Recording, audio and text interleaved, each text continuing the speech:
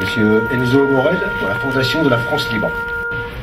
La délégation VAR de la Fondation de la France Libre a sélectionné pour la journée anniversaire de la Libération ce court poème.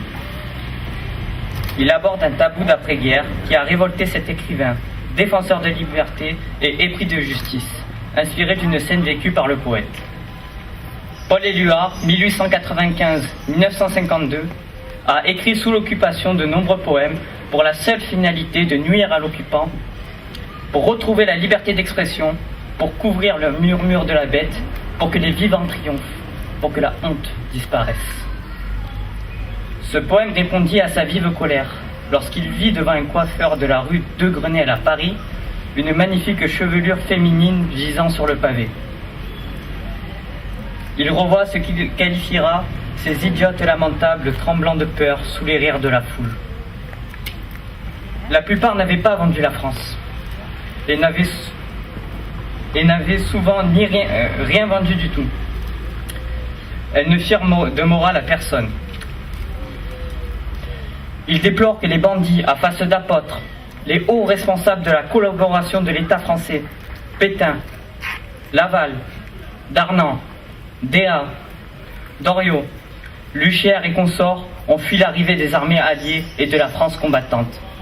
Quand d'autres connaissaient la puissance et compromission, se terraient chez eux, se faisaient oublier dans l'espoir de recommencer demain lorsqu'il publia ce poème dans les Lettres françaises le 29 novembre 1941.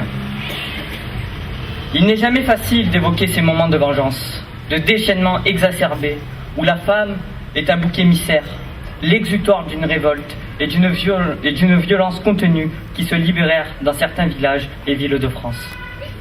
Ce poème de 24 vers n'est que peu connu face au poème universel de Paul Éluard, Liberté, lu et récité par de nombreuses générations d'élèves. Lecture du poème, Comprenne qui voudra de Paul Éluard.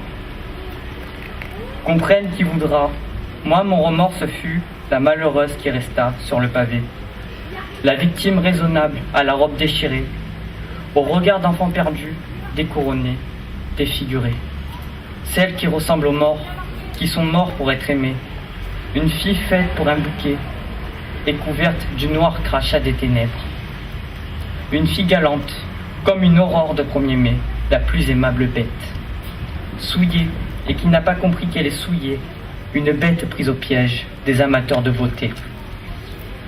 Et ma mère, la femme, voudrait dorloter cette image idéale de mon malheur sur terre.